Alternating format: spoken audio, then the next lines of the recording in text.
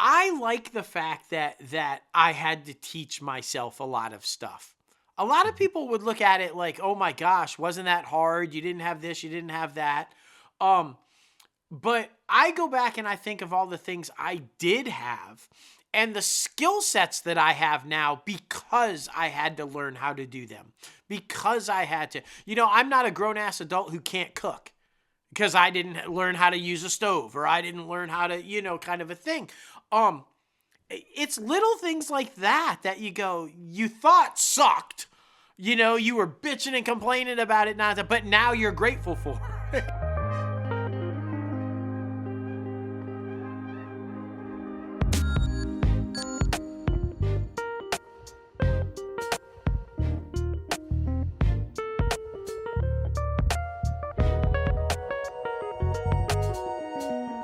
Hello, everyone. Welcome back to Everything's Okay, a mental health podcast brought to you by Crazy Ant Media.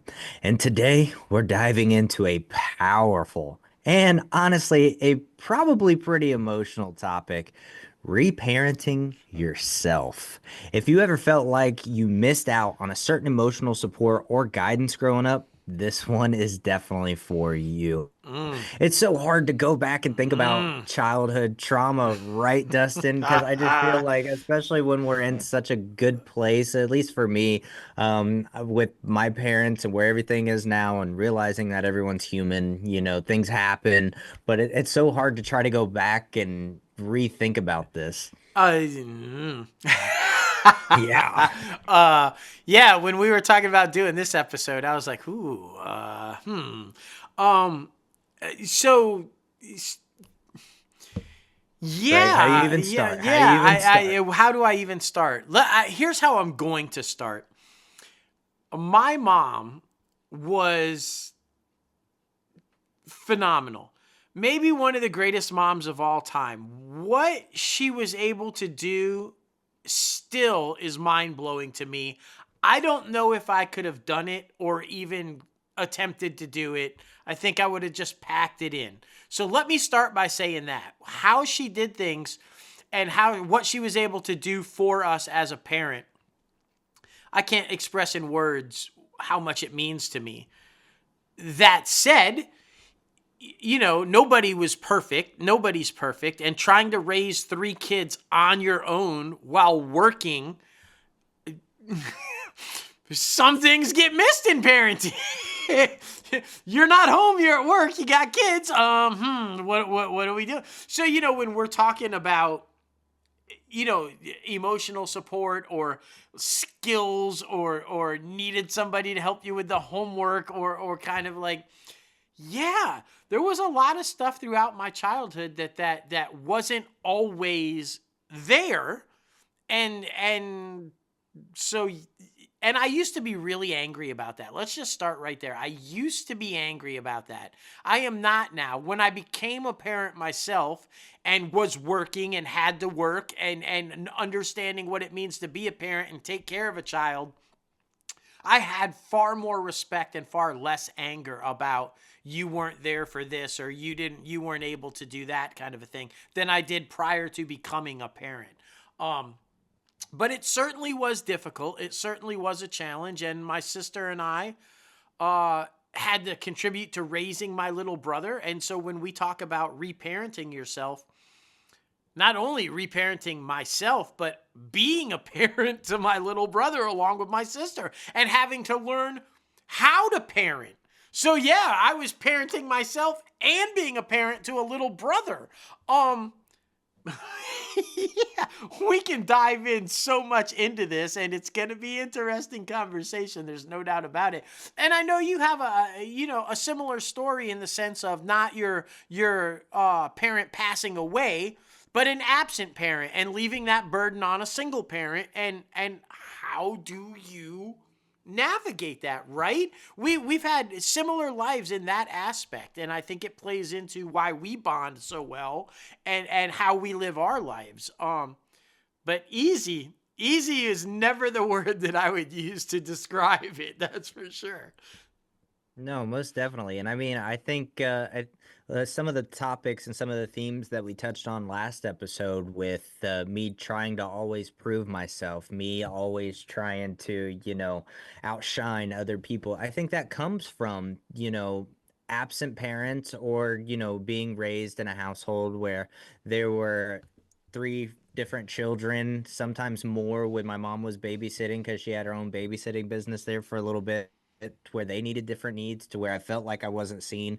So I come from a family where on my mom's side, I am the oldest out of three, and on my dad's side, I am the youngest out of five. So it's a very drastic difference of being the baby and being the oldest. For sure. So to try to navigate the emotional nurturing throughout both parents, the structure, and trying to get what I needed as a child because I always felt like my voice was never heard, even at times that I was. Of course, the teenage angst that was a thing, of course, and that there's always that rebelling need and there was definitely a lot of pushback. I felt like once I got into high school, there was, not, I was just basically strictly with my mom. My dad was going off in his own direction, his own path, which we've all, been down and had absentee parents where, hopefully you overcome that and have better relationships now. But from that, I think it was hard to depend on people because Yes. feeling like if my parent is not going to be there, how am I going to depend on people who come into my life further as mentors or as my wife? We've had to get over a lot of that stuff because of that trauma. So, I mean, it's hard to navigate what specific moment that made me think a certain way, right? It's all of these little events that add up to characteristics that I inherit throughout these traumas. And then always just trying to have somebody who I could have a mentor as, who I could look up to, because coming from my household on my mom's side, like I said, there's three of us and we all have different dads. So I was around for each of their dad being in the household, and I wanted them, each of them, to be my mentor, to be the person who stepped up and been my dad. But then, situations happen where they split up, and then I can't rely on who's going to be the father figure. So it always feeling like I was alone and that there was other things going on more important than me, I feel like is definitely something that I'm still struggling with this day and to still try to get over where, there are people around me that do support me, that do want to listen to what I have to say. I don't have to keep it all internal to where like I drive myself crazy. I, man, so much to touch on there, and um, mine was just the opposite of what you just said.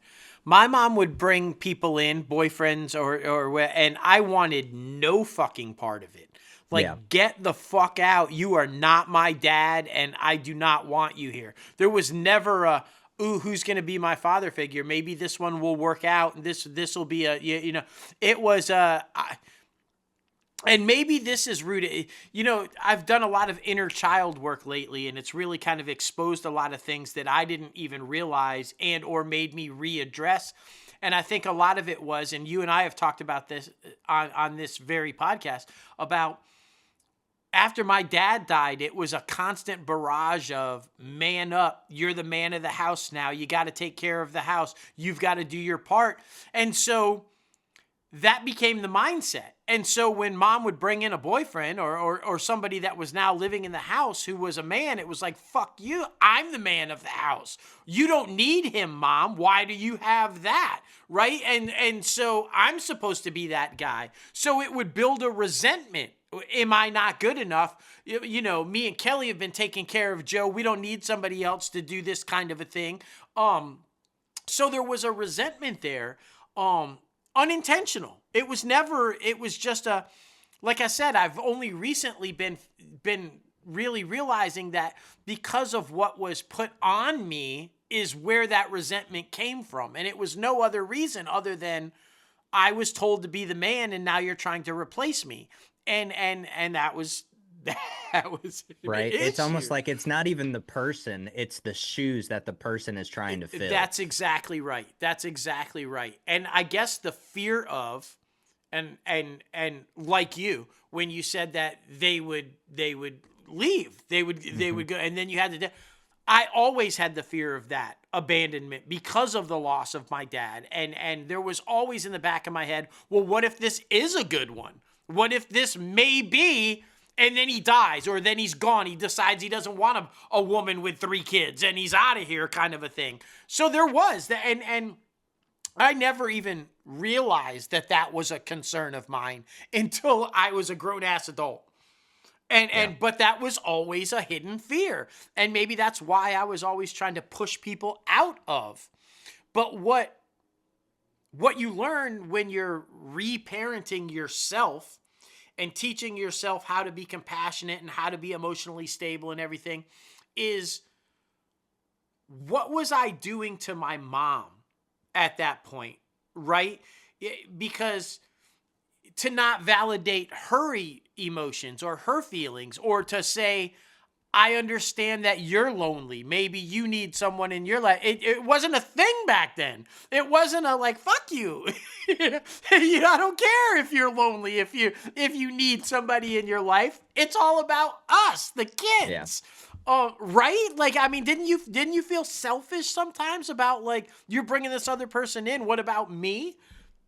Yeah, I mean, it was more of that with the siblings because there is Mm, such a big age gap. There's a 7 and 10 year age gap between me and my younger siblings. So there was more of that because I was always looking for, I liked older brothers. I having so many on my dad's side, so I always like kind of likened that to, the stepdad role. But I mean, now what I have with my stepdad is completely different than any of that. But I having younger siblings, I feel like took away, even though I'm weird about attention, like I like attention, but I don't like attention, but right. it did take away a lot of the attention from me. So that was probably the biggest thing. I remember being younger and just being a complete bully and an asshole to my younger brother. And like I've apologized to him countless times now. But I mean, I was just so resentful that I had younger siblings, especially by dads who are still not here. Even though my dad was still not here, I was the first one, and I'm the one that, you spent all your time. I remember when it was just my mom and I.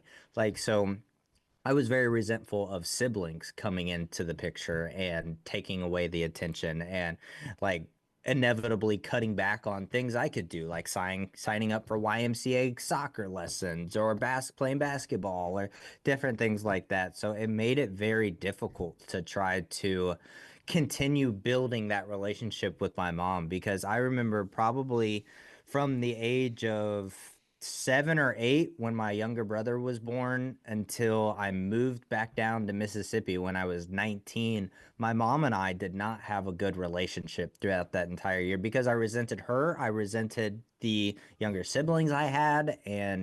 But being able to realize that and get past that, I think is a very important thing because there was no reason for me to resent them. I think I was just so like taken aside or taken back by, oh, there's going to be someone else in the household Mm-hmm. now that it's not all going to be about me. So I think that was kind of where I was at in my headspace. And I mean, I also think too, because both of my parents, they were young when they had me, 23 and 20. My mom was 20, my dad was 23, and they both had short fuses for such a long time. So I grew up that way too. Like if you don't like something, you're just automatically going to get mad. Like no matter what, you're going to like blow up because that's how I learned how to argue. So that's why for so long I had to dial back how to have a heated discussion when it comes to an argument in a marriage, an argument in a relationship, because that's not how you conduct yourself. That's not how you do things. You don't say random shit at the wall just to hurt the other person that you love. So trying to navigate and pick out decisive moments of, okay, here's what they did right, but here's what they did wrong. Here's what I did right, and here's what I did wrong. So trying to continue moving forward and grow yourself as a human being, I feel like is probably one of the most important things because my parents are always like, you didn't become like us, you didn't become like this. I mean, I always say I learned what not to do from them and from certain situations, but I am who I am because of them inevitably, whether it was a good reason or a bad reason. I'm thankful for everything that I've been through. Because it's a balancing act of trying to figure out how do you raise your child without a lot of trauma to where it carries with them their whole life, but they still need that real world experience. So it's an interesting balancing act. I think it really is an interesting balancing act, and it kind of goes back to, um, I think this is important because when you are trying to give yourself the things that you realize you didn't get when you were young, uh, again, that resentment builds, like you said, you had with your mom for all those years, or kind of a thing. And I think it's really important to, before you can start to heal, before you can even start the reparenting process, and giving yourself those things that you need, um, you have to understand that it's not about blaming your parents for what you didn't get, right? Like, I would guarantee that 100% of the parents that didn't give everything their child needed to their child were trying their very best to do what they needed to do to raise that child successfully. So to hold some sort of a resentment or a blame game on your parent for something that you may not have gotten, or that you may feel like you should have gotten, um, you're never going to move forward like that. You are never going to Exactly. heal like that. So you've got to let that blame go. You've got to let Hmm. that resentment go and recognize the fact that you are capable now of giving yourself what you need. Like you just said, I am who I am because of what you didn't do for me. And the things that I need, I'm capable of giving myself. I Yes. don't need to have you give them to me now. That's not your place now. I'm an adult, and I recognize what I am in need of, and I can do that for myself. Um, and I just think that's critically important, because I feel like if you are holding on to some sort of resentment or blame, or just not even understanding what potentially, like I was saying earlier, that your parent might have been going through, because as a child you don't know. You have you, no you have idea. no idea what's really going on in their Yeah. life, or the struggle that they may be going through to provide even the simplest of things for you. And when you get to the point when you're an adult and you do know, you do understand, and you're still holding that resentment or blame, that's on you. That Hmm. and you've got to be able to recognize that before you can move forward. Um, Well, isn't that the interesting thing too? Because as a child who grows into a man, as a lot of us do, or just an adult individual, like I wonder if a lot of people don't look back on certain parents or situations that they feel like is traumatizing or oh, that without they doubt. remember, and be like, you know, what would have I have done in that situation? What tools would I have used that they had to change that situation? And when you do that, you realize that you probably wouldn't have done anything that differently Yeah. because there is no handbook on parenting, going through life, any of this stuff. Everybody is just trying to do the best they can, especially when it comes to their child. So that's why I think it's very important to just not hold grudges, not hold anything No. like that happened back then. You know, I mean, did I have a shitty relationship with both of my parents?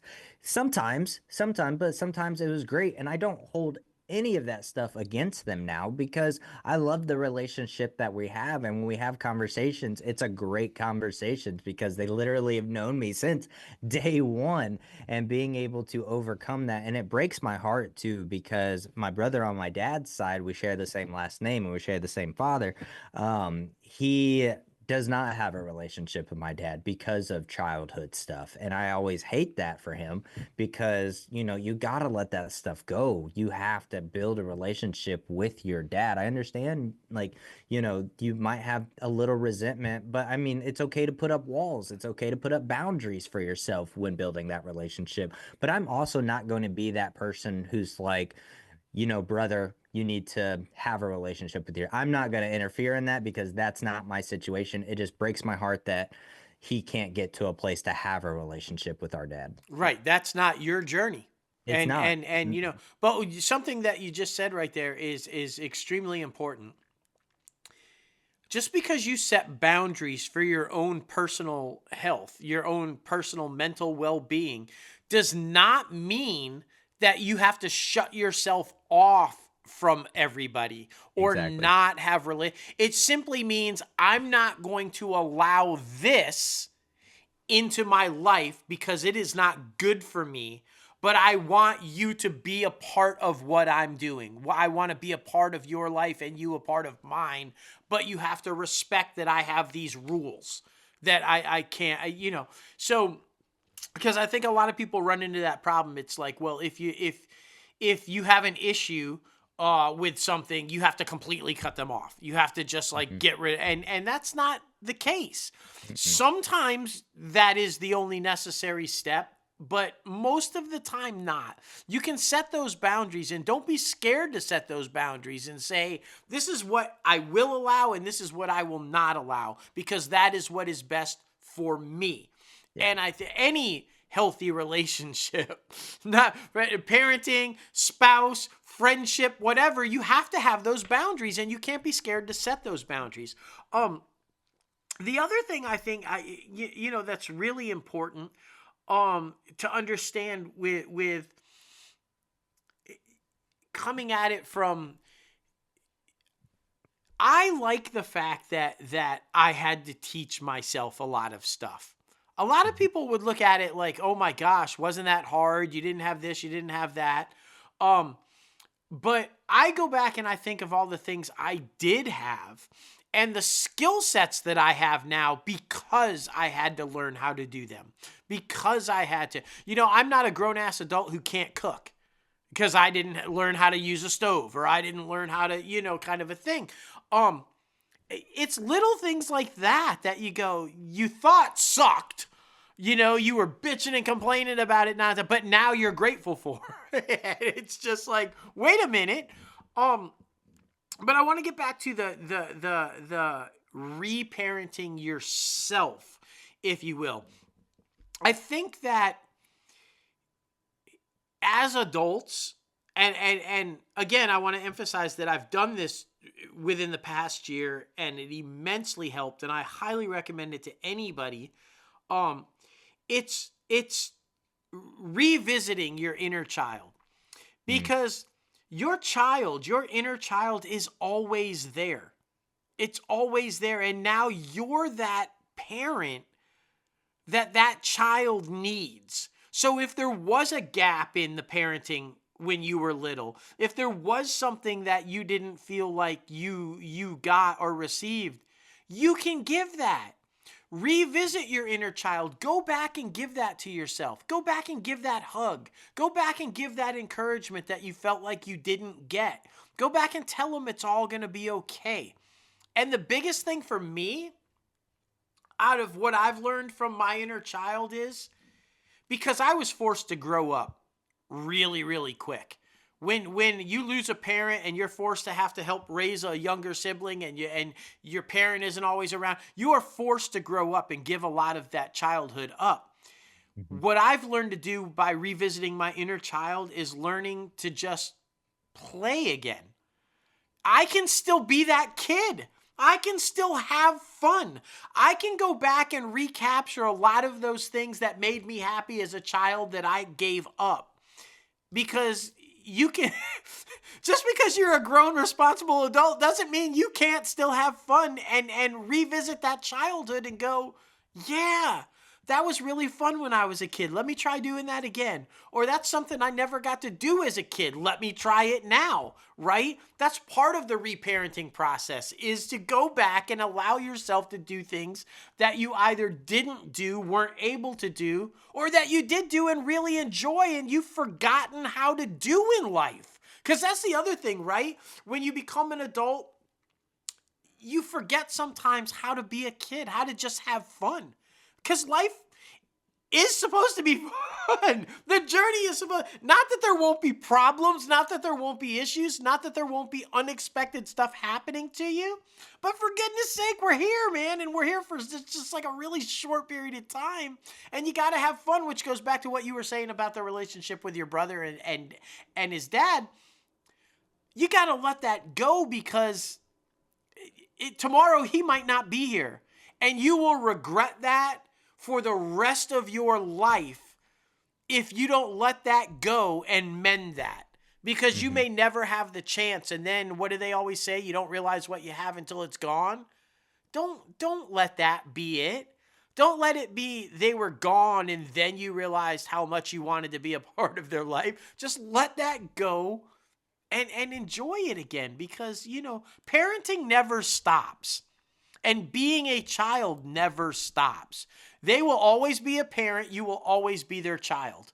And I feel like part of the reparenting when you're an adult is learning that, and learning that it's okay to still be a child to your parent and vice versa, because that's our job. That's what it becomes when you become a parent. And sometimes you have to reparent yourself. Sometimes you're parenting your own child, and sometimes you're parenting your parent. And that's just how life works. Circle of life, baby. That's how it works.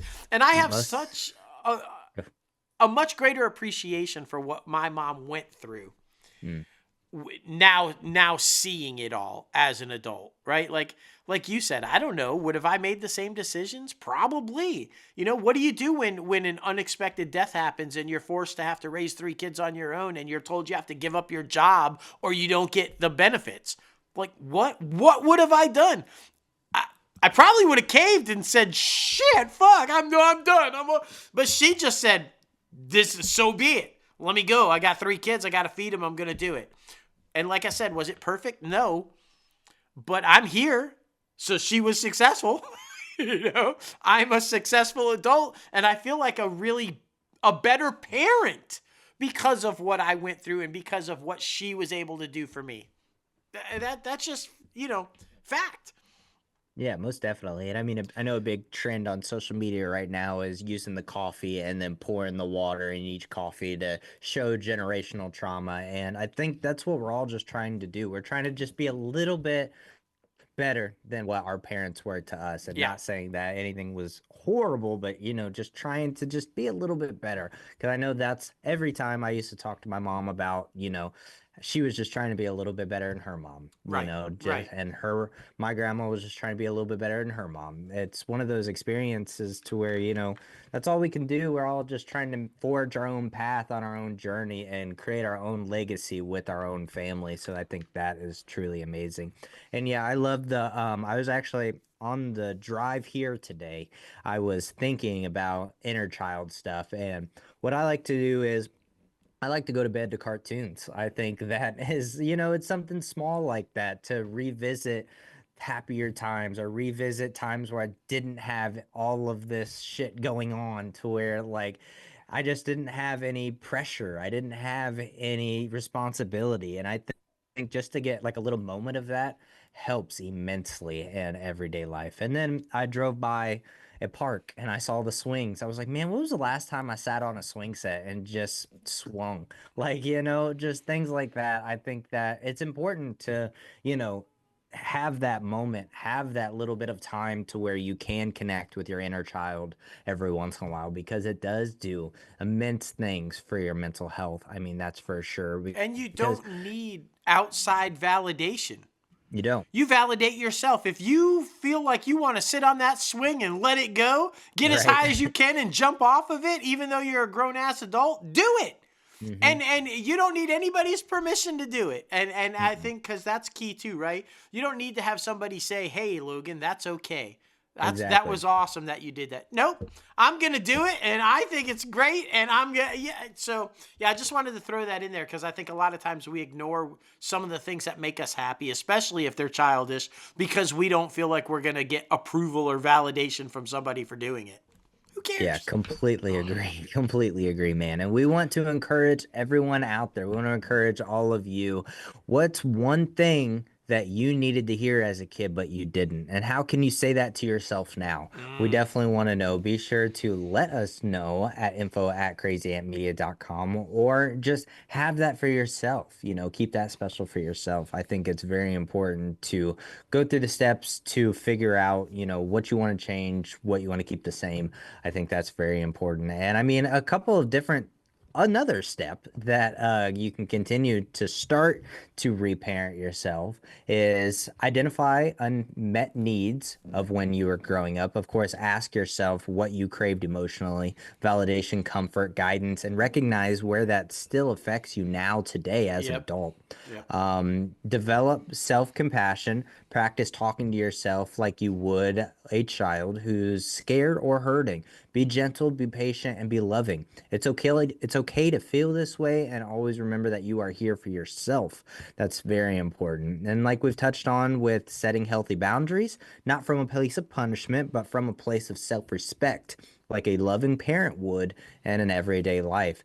And then allow yourself to enjoy and play. Give your Play. inner child the fun and freedom that they missed as a kid or that you want to reflect on now as an adult, whether that's dancing to a ridiculous song, painting, or revisiting old hobbies. Joy is healing too. So be sure to do all of that. That is for sure. Yeah, that's a great way to wrap up steps that you can do to start to reparent yourself because playing has been the greatest single joy in my life over the last year. Just remembering how to have fun, Right. and not worrying about what other people think about it. And that has been the greatest joy of my life in the last year is just reliving some childhood stuff and just having fun. And I recommend that highly for anybody who wants to just go be crazy.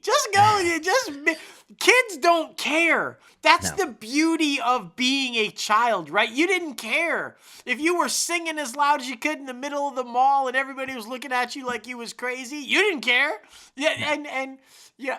Now, I'm not encouraging you to do crazy stuff and get yourself arrested, Right. but it's okay to let loose and have fun and be that kid again. It's really that is really what it is. I cannot say that enough.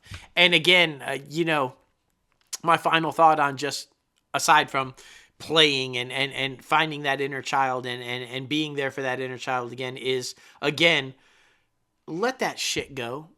Mm-hmm. Just we all are just trying to live this journey the best that we can for the time that we are here and holding grudges or setting blame or saying that you could have done something better. You just don't know. And to hold that in, you will never be happy or find yourself or be where you need to be or find that comfort. So yeah, that's my real last piece of advice is just let it go. Just Exactly, man. Exactly. Well, thank you everyone for listening today. We appreciate all of your love and support as always. This podcast is dedicated to anyone who has ever had an uphill battle with mental health. Sometimes we win and sometimes we will lose, but the most important thing is to always remember to keep getting back up.